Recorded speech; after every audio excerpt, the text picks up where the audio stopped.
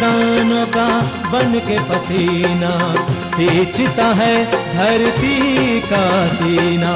मेहनत का तेरी हक दिलवाने, नई तकनीक नई खोज बताने। पशुधन को गुणवान बनाना, पौध सुरक्षा को सिखलाना, खेती के सब गुर समझाने, भारत का सरताज बनाने। हाथों पहर है संग तुम्हारे अन्नदाता, अन्नदाता। नमस्कार, मैं हूं शुभ मिश्रा और आप सभी दर्शकों का अन्नदाता कार्यक्रम में स्वागत करती हूं। हमारे देश का किसान जन का पोषक है, वह श्रम का देवता है, अन्नदाता है और उसमें ही भारत की आत्मा निवास करती है। ऐसे ही किसानों की प्रगति के लिए हम खेती बाड़ी से जुड़ी हुई बहुत सी नई लाभकारी जानकारियां हर रोज सुबह लेकर आते हैं। तो चलिए कार्यक्रम शुरू करने से पहले देखते हैं क्या है आज अन्नदाता में। बोरो धान की फसल में जरूरी कार्य।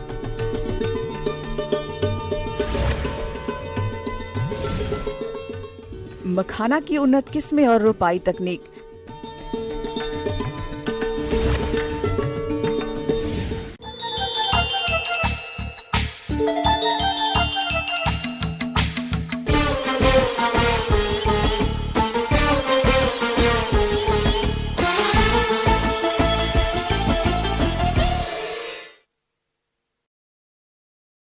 प्रदेश के जिन किसानों ने बोरो धान की रोपाई समय से कर दी थी, उनकी फसल अभी बढ़वार की अवस्था में है। ऐसे में फसल की बढ़वार सही तरीके से होती रहे और फसल में किसी प्रकार की कीट व्याधियां ना लगे, इसके लिए फसल की देखरेख सही तरीके से करना जरूरी है, जिसके बारे में बता रहे हैं शासकीय सेवा से रिटायर्ड कृषि वैज्ञानिक डॉक्टर यूडी सिंह।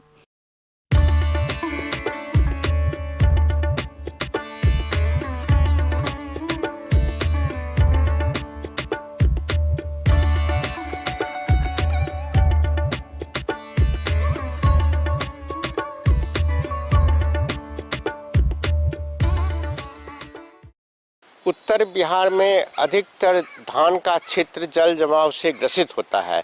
इसमें खरीफ में धान लोग नहीं ले पाते हैं, इसलिए बोरो धान का काफ़ी दिनों से यहाँ के क्षेत्र में प्रचलन है। बोरो धान की नर्सरी लोग नवंबर में या अक्टूबर के अंत में लगाते हैं और इसकी रोपनी जो ट्रांसप्लांटिंग कहते हैं उस जनवरी 26 के बाद 25-26 जनवरी के बाद, जब थोड़ा सा वायुमंडल का तापमान बढ़ जाता है और धूप तो काफ़ी ज़्यादा उस समय में रहता ही है, उस समय में इसकी ट्रांसप्लांटिंग या रोपनी करते हैं। और रोपनी करने के बाद अभी इस समय में पौधे कम से कम 1-1.5 महीने का हो गया है। इसमें मुख्य समस्या हमारे खरपतवार की हो जाती है और खरपतवार के लिए सबसे अच्छा उपाय तो ये है कि हैंड वीडिंग करें या कोनो वीडर से जो है ना खरपतवार को निकाल दें। यदि ज़्यादा इसका प्रकोप है, खरपतवार की समस्या है, तब हम सजेस्ट करेंगे कि एक 20 पैरीबैक सोडियम नाम का एक दवा मिलता है जो कि काफ़ी असरदार है और उसका 0.5 लीटर 500 लीटर पानी में घोल करके, मतलब आधा लीटर हुआ दवा 20 पैरीबैक सोडियम और 500 लीटर पानी हुआ, इसमें घोल करके प्रति हेक्टेयर इसका छिड़काव करने से खरपतवार की समस्या दूर हो सकती है। बोरो धान के खेत को हमेशा नम रखें, कभी भी खेत में दरार नहीं पड़ने दें। बोरो धान में सिंचाई की नाजुक अवस्था रोपाई के समय, कली निकलने के समय, फूल आने के पूर्व, फूल आने के समय एवं बाली में दाना बनने के समय है। परिपक्वता के 15 दिनों पूर्व खेत से पानी निकाल दें। मुख्य बात बोरो धान में ये है कि पानी का हमेशा ध्यान रखें। स्टैंडिंग वाटर कम से कम आधा 1 इंच जरूरी है। और उसके बाद खरपतवार नियंत्रण के लिए तो हम बता ही दिए हैं, प्रति कट्ठा के हिसाब से हम बताएंगे।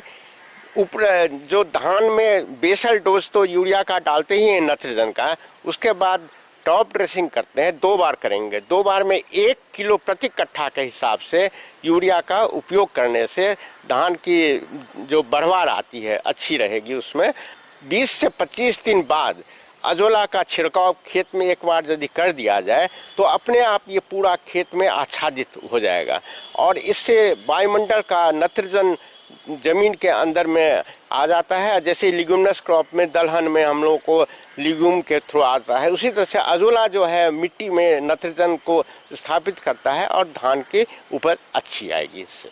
इसके बाद इसमें चूँकि ये ठंड में ये धान होता है, इसको कहते हैं विंटर राइस भी बोलते हैं, और नमी बहुत ज़्यादा नहीं रहती है, धूप काफ़ी अच्छी रहती है, तो कीड़े और बीमारी का प्रकोप बहुत ही कम होता है।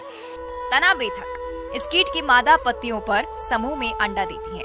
अंडों से सूड़ियां निकलकर तनों में घुसकर मुख्य सूट को क्षति पहुंचाती है, जिससे बढ़वार की स्थिति में मृत गोभ तथा बालियां आने पर सफेद बाली दिखाई देती है। बचाव व रोकथाम। खेत एवं मेड़ों को घास मुक्त एवं मेड़ों की छटाई करना चाहिए। समय से रोपाई करना चाहिए। फसल की साप्ताहिक निगरानी करना चाहिए। उर्वरकों की संतुलित मात्रा का ही प्रयोग करना चाहिए। जल निकास की समुचित व्यवस्था होनी चाहिए। तना बेधक कीट के पूर्वानुमान एवं नियंत्रण हेतु 5 फेरोमोन ट्रैप प्रति हेक्टेयर प्रयोग करना चाहिए। कार्बोफ्यूरान 3G 20 किलोग्राम 3 से 5 सेंटीमीटर स्थिर पानी में। तो भी तना छेदक कीड़ा कुछ समय के बाद इसमें आना शुरू होगा। इसके लिए जो सबसे अच्छा जो पुराना दवा है या अभी भी कह सकते हैं इमिडाक्लोप्रिड नाम का जो दवा है उसका आप प्रयोग कर सकते हैं। और इमिडाक्लोप्रिड 36 EC 1 ml 1 लीटर पानी में घोल करके स्प्रे करने से तना छेदक को कंट्रोल किया जा सकता है। और बीमारी के का जहाँ तक सवाल है, कोई खास समस्या नहीं होती है, लेकिन तो भी यदि एक भूरा धब्बा या ब्राउन स्पॉट बीमारी कहते हैं पत्ती के ऊपर में कभी दिखाई पड़े तो उसमें मैंकोजेब 75 WP जो कि बाजार में इंडोफिल 75 के नाम से आता है या जो भी हो, साफ भी एक दवा है जिसमें कि कार्बेंडाजिम और मैंकोजेब मिला रहता है, उसका प्रयोग करने से इस बीमारी से निजात कर सकते हैं। किसान भाइयों, अभी तक आपने खेती से जुड़ी हुई कुछ उपयोगी जानकारियां देखी। अब लेते हैं एक छोटा सा ब्रेक, जल्द ही लौटेंगे और कार्यक्रम में आगे भी है खेती बाड़ी से जुड़ी महत्वपूर्ण जानकारियां, तो बने रहिए हमारे साथ।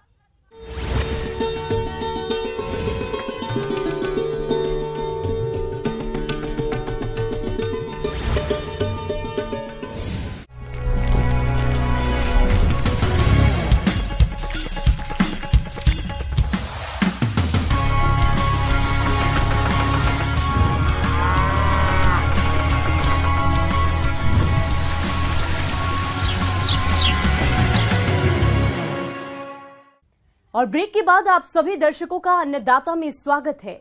चलिए अब रुक करते हैं अगली कड़ी की ओर।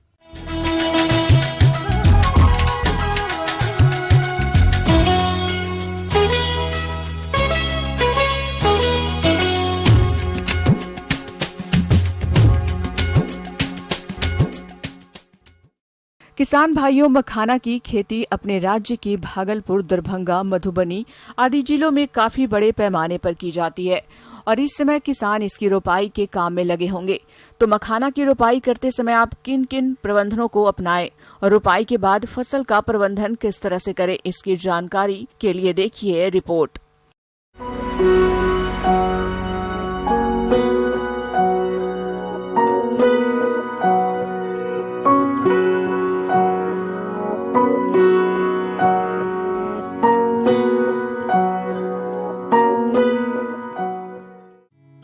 मखाना अपने बेहतरीन स्वाद के लिए जाना जाता है। दुनिया भर में मखाना की खेती सबसे अधिक भारत में होती है। भारत की बात की जाए तो बिहार में मखाना की खेती सबसे अधिक होती है। ये पौष्टिकता से भरपूर फल है। इसका उपयोग मिठाई, नमकीन और खीर बनाने में भी किया जाता है। मखाना उष्ण जलवायु का पौधा है।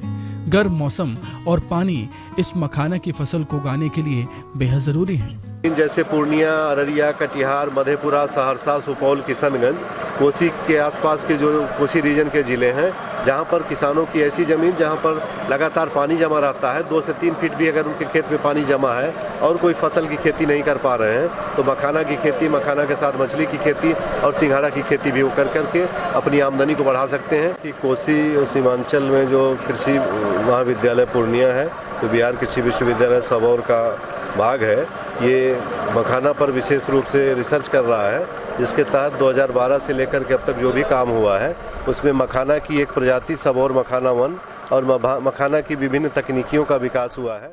मखाना की खेती के लिए चिकनी दोमट मिट्टी सबसे अच्छी होती है। जलाशयों, तालाबों और निचली जमीन में रुके हुए पानी में इसकी अच्छी उपज होती है।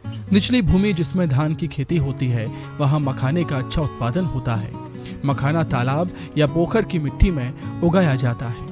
पहले तालाब या पोखर की पूरी तरह से सफाई की जाती है, फिर बीजों का छिड़काव किया जाता है। जिस पोखर में एक बार मखाना उगाया जा चुका है, उसमें दोबारा बीज डालने की जरूरत नहीं है, क्योंकि पिछली फसल से नए पौधे उग आते हैं।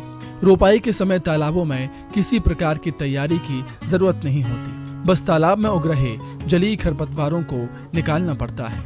लेकिन अगर आप खेत में मखाना रोपना चाहते हैं, तो धान की खेत के समान ही खेत की तैयारी करें। आप ये देख सकते हैं कि जितना भी जल जमाव क्षेत्र है, बिहार में टोटल 9.12 लाख हेक्टेयर है, और इस जमाव क्षेत्र का जैसे उनको ये लगता है कि हम उसमें कोई काम नहीं कर पा रहे हैं, तो अपने आप को भूमिहीन समझ रहे हैं, लेकिन उस ज़मीन का उपयोग करेंगे।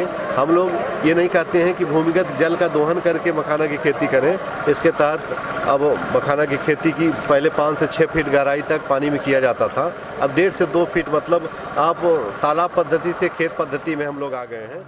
जहाँ तक खाद उर्वरकों का सवाल है, तो गोबर की खाद लगभग 12 टन, महुआ की खली 6 कुंटल, नीम की खली 7 कुंटल, करंज की खली 6 कुंटल प्रति हेक्टेयर की दर से प्रयोग करें। इसके अलावा उर्वरकों में urea 180 kilogram, DAP 100 kilogram, potash 70 kilogram प्रति हेक्टेयर की दर से प्रयोग करें। इसके लिए 25 से 30 किलोग्राम बीज होता है, जो 15 नवंबर से 15 दिसंबर तक इसकी नर्सरी डाला जाता है, और नर्सरी जब तैयार हो जाता है 55 से 60 दिन बाद, 15 फरवरी से 15 मार्च तक इसकी ट्रांसप्लांटिंग 1 से 1.25 मीटर दूरी पर ट्रांसप्लांटिंग किया जाता है, और फिर इसको 1 फीट तक पानी मेंटेन रखते हैं, और अप्रैल से जून तक इसमें 1.5 फीट पानी मेंटेन रखते हैं, क्योंकि उस समय फ्लावरिंग की कंडीशन होती है, और जुलाई के लास्ट और अगस्त के फर्स्ट वीक तक इसकी हार्वेस्टिंग स्टार्ट हो जाती है।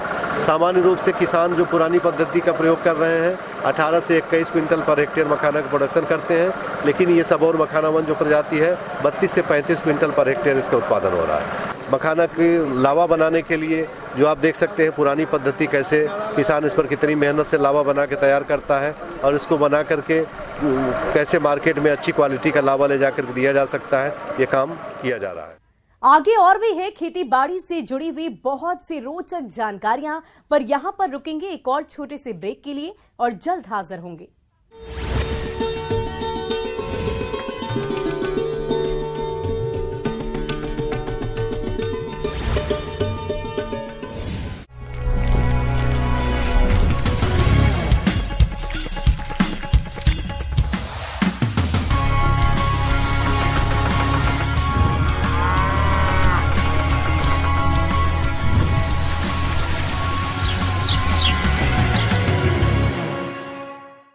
और ब्रेक के बाद एक बार फिर से आप सभी दर्शकों का अन्नदाता कार्यक्रम में स्वागत है। बढ़ते हैं अगली प्रस्तुति की ओर।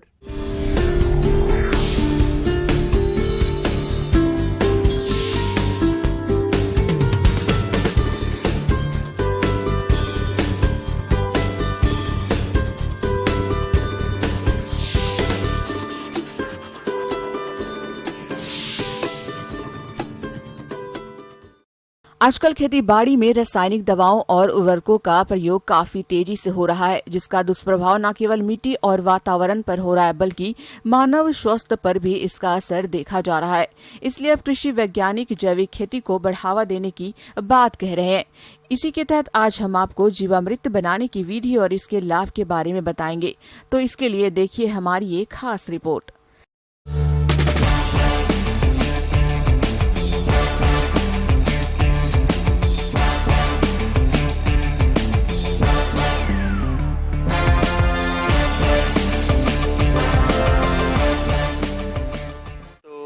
जैसे कि जीवामृत की बात हम कर रहे हैं, सबसे पहले मैं बताना चाहूँगा आपको कि जो प्राकृतिक खेती है उसके जो 4 स्तंभ हैं उनमें से जो एक स्तंभ है वो है जीवामृत। और जो जीवामृत है उसका महत्व ये है कि ये पोषक तत्व प्रबंधन के लिए इस्तेमाल किया जाता है प्राकृतिक खेती में। किसान भाई अधिक पैदावार की चाह में खेती में रासायनिक उर्वरकों का अंधाधुंध प्रयोग कर रहे हैं।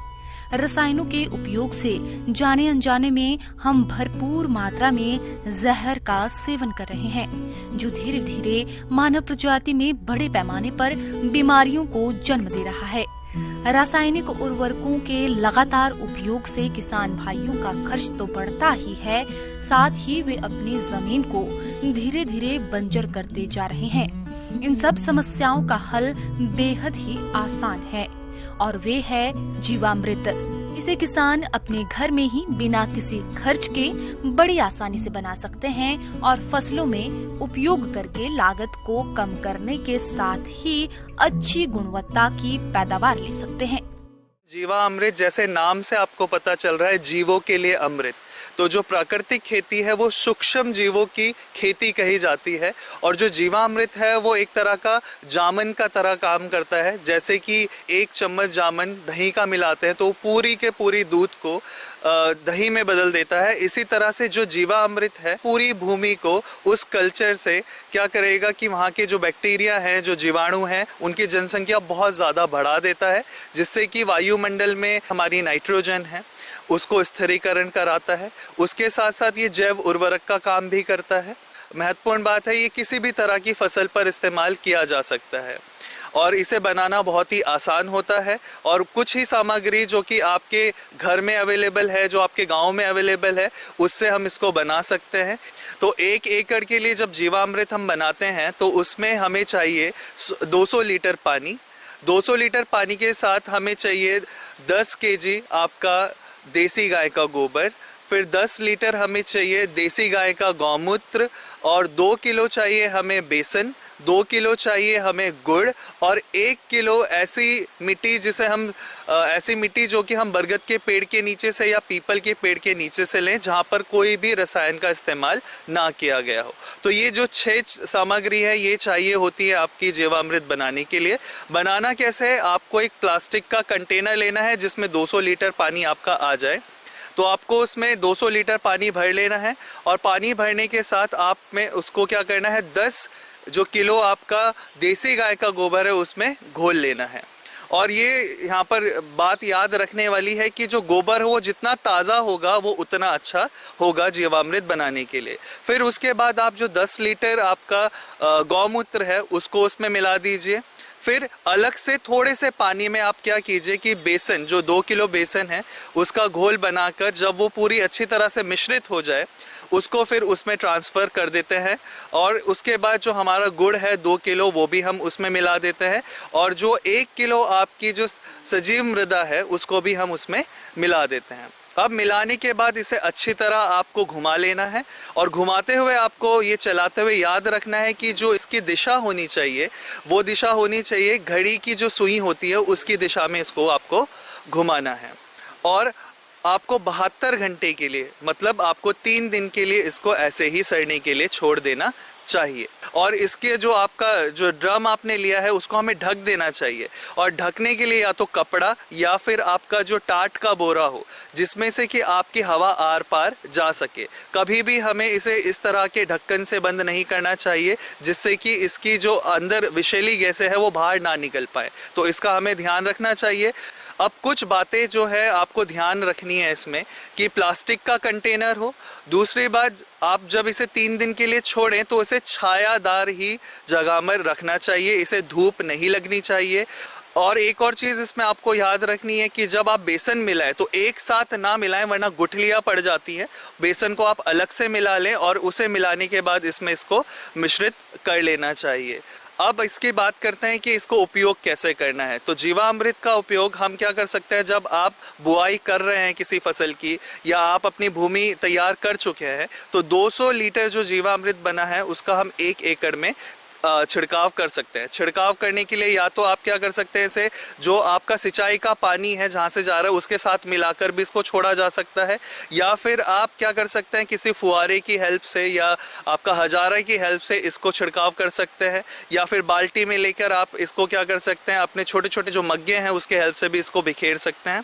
और उसके बाद 21-21 दिन के अंतराल पर इसका स्प्रे किया जाता है। तो 13 लीटर पानी और 2 लीटर जीवामृत जो कि आपका कपड़े से छना हुआ होना चाहिए, उसे डालकर आप क्या करें अच्छे से मिला लीजिए और नैपसैक स्प्रेयर के मतलब उपयोग कर आप अपनी पौधे के ऊपर इसका छिड़काव कर सकते हैं। जीवामृत के उपयोग से मिट्टी में नमी आते ही जीवाणु सक्रिय हो जाते हैं और मिट्टी की उपजाऊ क्षमता कई गुना बढ़ा देते हैं। घन जीवामृत से बीजों का अंकुरण भी अधिक मात्रा में होता है।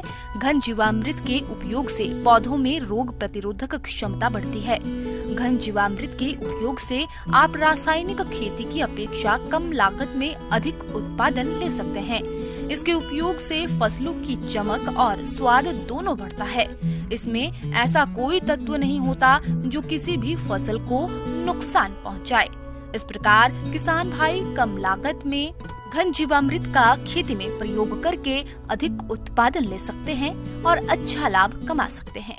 इसमें जो फायदे देखने को मिलते हैं, एक तो ये पोषक तत्व प्रबंधन करता है पौधे का, फिर जितने आपके ज्यादातर जो जीव है या जो आपके कीट हैं या आपके जो रोग हैं उनसे भी इसमें क्या करता है आपके पौधों की प्रतिरोधक क्षमता को बढ़ाता है ताकि उसके ऊपर वो उसका अटैक ना हो पाए।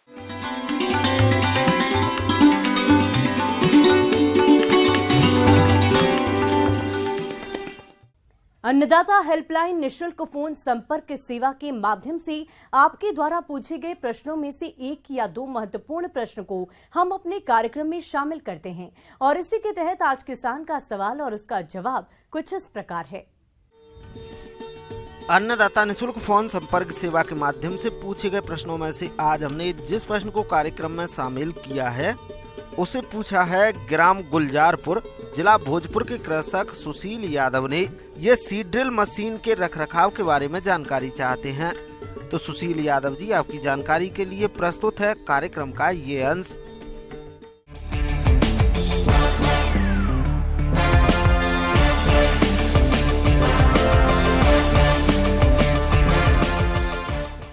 आज मैं किसान भाइयों को सीड ड्रिल जो बीज बोने वाली मशीन उसके रख रखाव के बारे में बताने जा रहा हूँ। जैसे कि अभी हम लोग जानते हैं कि गेहूं के सीज़न ख़त्म हो चुके हैं, बुआई जो होती है वो ख़त्म हो चुकी है और इसके उपरांत अब हम लोग को मशीन की अच्छे देखरेख करनी जरूरी है कि ताकि हम लोग इस मशीन को अगले सीजन में यूज कर सकें, उसका उपयोग कर सकें। खेती-बाड़ी और बागवानी में कृषि यंत्रों की महत्ता दिन प्रतिदिन बढ़ती जा रही है।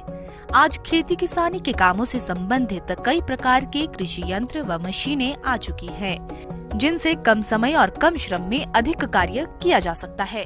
सबसे पहले किसान भाइयों की जो बीज बोने वाली मशीन है, सीड ड्रिल है, उसको रखने जब हम लोग शुरू करते हैं रखने के लिए तो हमें सबसे पहले उसमें जो उसके खाद वाले बक्से होते हैं उसको अच्छे से पानी से साफ कर लिया जाता है ताकि उसमें कहीं खाद ना रह जाए।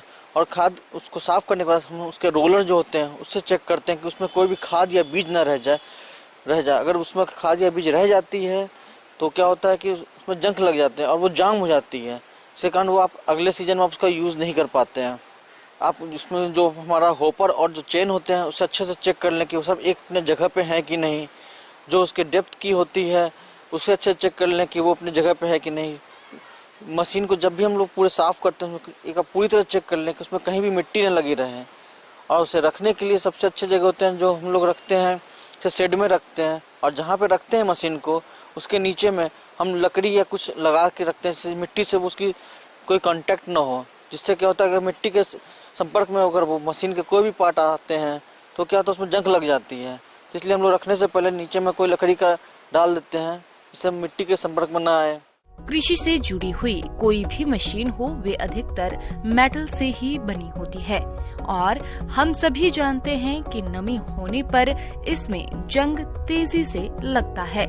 ऐसे में इसका रख रखाव ठीक से नहीं किया जाएगा तो ये मशीनें ज्यादा दिनों तक आपका साथ नहीं दे पाएंगी। इसीलिए इनका उपयोग करने से पहले और उपयोग के बाद ठीक से मेंटेनेंस करना जरूरी है। उसका जैसे कि हम लोग जानते हैं कि जैसे जो हमारे ट्रैक्टर के जो खराब ऑयल होते हैं, तेल होते हैं, मोबिल, हमें रखने से पहले पूरे मशीन को अच्छे से मोबिल से उसको पेंट कर देना चाहिए ताकि उसमें जंग न लगे। और उससे क्या होता है कि आपको कहीं भी जंग नहीं लगते हैं और जब आप अगले सीजन में जब मशीन को आप निकालते हैं तो वो सही रहती है, जिससे धो देने के बाद उसमें कोई भी दिक्कतें नहीं आती हैं। सबसे खास बात यह है कि जैसे भी हम लोग मशीन को रखते हैं उस समय हम स्पेशली ध्यान ये देना पड़ता है कि उसमें कहीं भी खाद का अंश ना हो, क्योंकि खाद के अगर थोड़ा सा भी अंश रह जाते हैं तो वो हमारे हॉपर को जाम कर देती है, जिससे कि आप अगले सीजन में जब आप उसको यूज़ करने जाएंगे तो वो अच्छे से कार्य नहीं करती है और उसमें किसान भाई को बहुत मेहनत करना पड़ता है। जैसे कि जब जैसे सीड ड्रिल हम रखते हैं तो उसे हमेशा शेड में ही रखें, और उसे रखने से पहले सारे जितने भी नट बोल्ट हैं अच्छे से टाइट कर लें, उसमें सारे में ग्रीसिंग कर लें। और शेड में जब भी रखें तो मतलब ग्रीसिंग जो नट बोल्ट होते हैं उसे हमेशा चेक करते रहें कि वो हमेशा ढीला ना पड़ जाए। और जहाँ ही मशीन रखते हैं उसे रेगुलर आप चेक करते रहें ताकि धूल उस पर ना पड़े।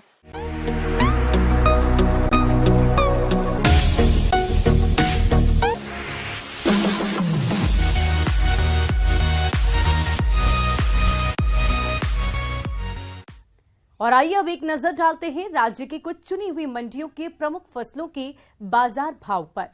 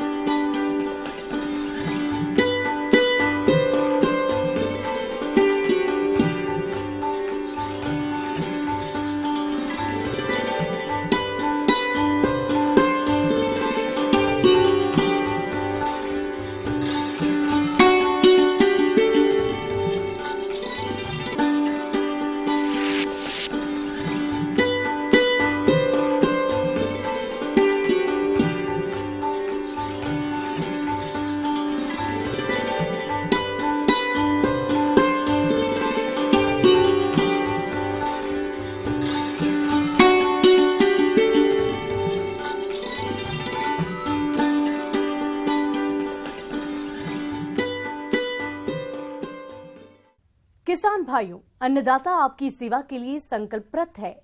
कृषि संबंधित समस्या और सुझाव के लिए आप हमें इस पते पर संपर्क कर सकते हैं। प्रोड्यूसर अन्नदाता, news 18 Bihar Jharkhand, Ramoji film city, Hyderabad 501512। और साथ ही आप हमें ईमेल भी कर सकते हैं। हमारा ईमेल आईडी है p18annadatabihar@nw18.com। इसके अतिरिक्त आप हमें निःशुल्क हेल्पलाइन नंबर 180088921663 पर सोमवार से लेकर शनिवार सुबह 10 बजे से शाम 4 बजे के बीच संपर्क कर सकते हैं।